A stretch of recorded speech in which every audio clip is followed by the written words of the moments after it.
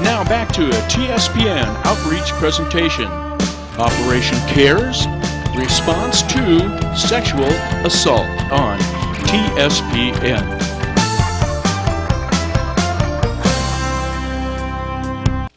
Hi, we're back with this segment about responding to sexual assault. And this is Sergeant Mike Rice. Thank you, Mike, for being here. Thanks for having me, Mary. Absolutely. I have a whole bunch of questions for you because the reality of this topic is pretty extensive, and the role that you play in law enforcement is huge.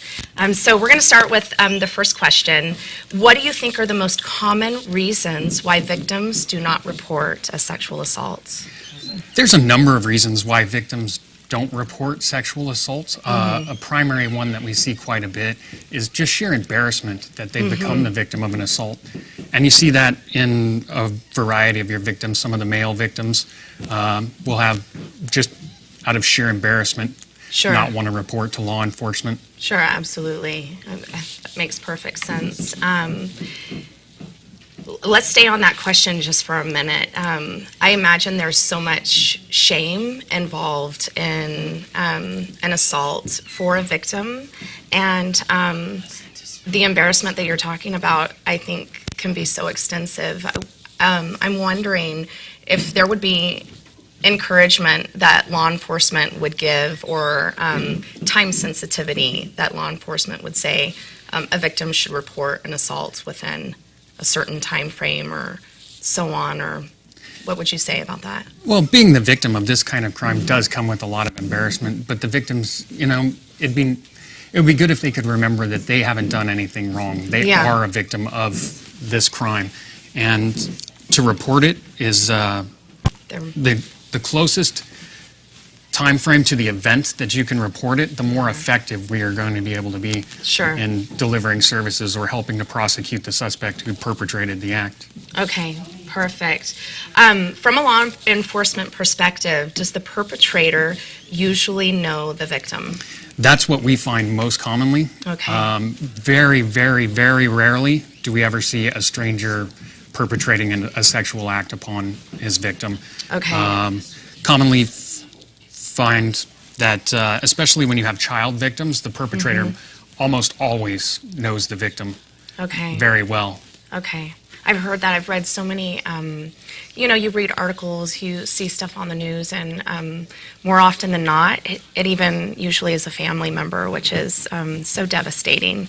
Because, especially when you're speaking of younger children, there's such a trust there. They're so naive, and there's an innocence. They're gullible in a way, and so trusting of the people that they know, that they look up to in their lives. So it's just very disheartening. It really is. Yeah. Yeah. And that's the perpetrators who commit these kind of crimes are predatory in nature, and they take advantage of that relationship. Absolutely. They build upon that trust and sort of groom their victims in order, because you can't just start off with an assault. Sure. There's usually a special relationship established beforehand. Sure.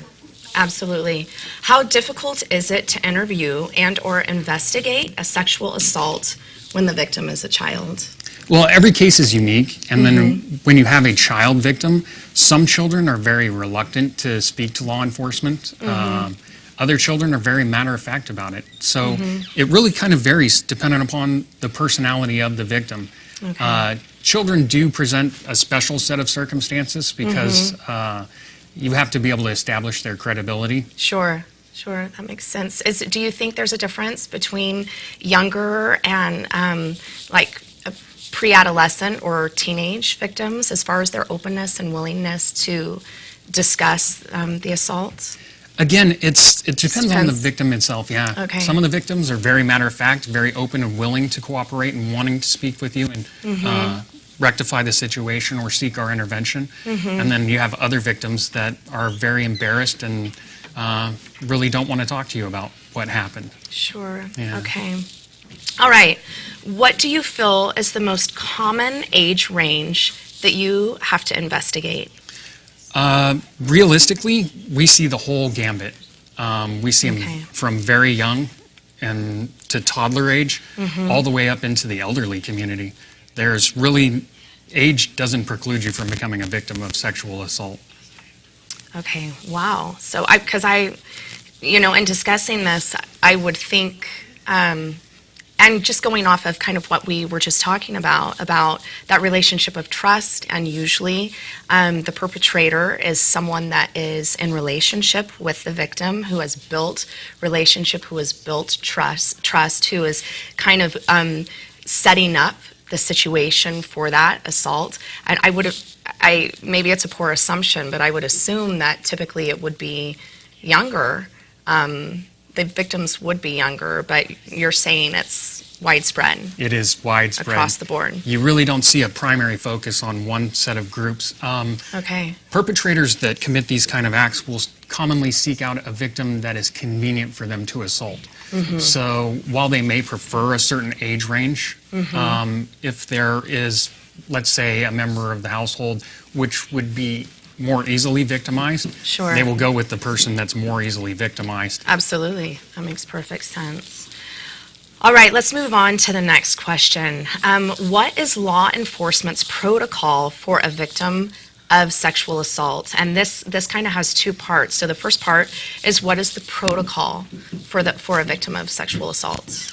Well, when a victim reports a sexual assault, it'll be reported through our dispatch center, and Okay. our dispatch center will generate a call for service and commonly send a deputy to the scene or arrange to meet at a location with the victim. Can I stop you right there really quick? Please, yeah. I have a question about that.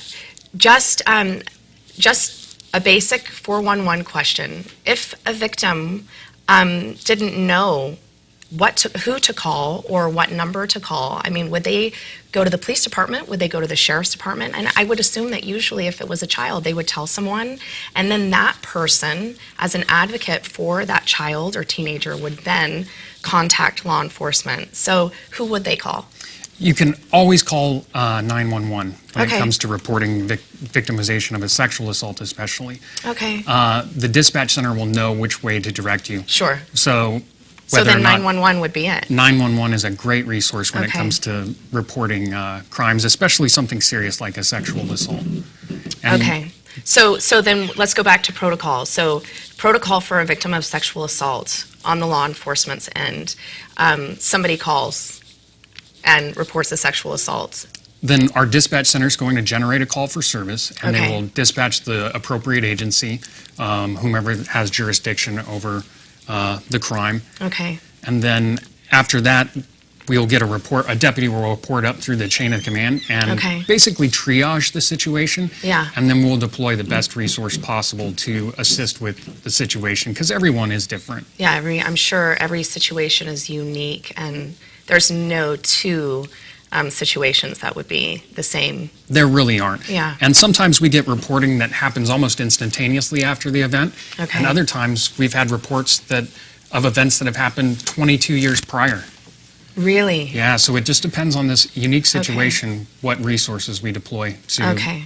try to work out the situation or come to a good resolution for the victim. Okay. Second part of that question, does it change depending on the age of the victim or the gender? Does your protocol in law enforcement change? Absolutely. Yeah. Yeah, each of these situations is unique. Okay. So it completely depends on the victim's age. Gender really doesn't play too much of a role when it comes to it, but victim's age can definitely play a role in how we respond to the situation. Regardless of age, I'm sure the timing of how you guys respond doesn't change either. As far as, I mean, I'm thinking if it's a young child, I would think, as a mom, having 4 kids, I think, I want stuff done right now, and I want it done quick, but it really probably doesn't matter. An assault is an assault, and you guys are going to be on it and trying to take care of the situation as quickly as you can. We take these matters very, very seriously at the sheriff's office. So when it comes to a sexual assault, we are on top of it. And the age of the victim doesn't really play into it. As a mother, you're saying you want this done really quick. And yeah, absolutely. we run into that quite a bit. Sure. But that's how we treat every single situation when it comes to Sure. it. When it's reported, we're on top of it, and we are moving as fast as we can Okay. while still doing a quality job. Yeah, absolutely. Okay, next question. Oh, I think we just went over it a little bit, but is there a time frame for the collection of evidence? Absolutely, there certainly is. The closer we get to the event, Yeah. the assault, the closer I get to collecting my evidence in proximity to that, really helps us out. Because all of the evidence in a sexual assault is typically biological in nature. Okay. And it goes away over time, and it's easily destroyed. So the closer to the event that we can collect our evidence, the better off we are for prosecution down the road. Okay. What advice would you give a victim in regards to potential evidence they might have on their body?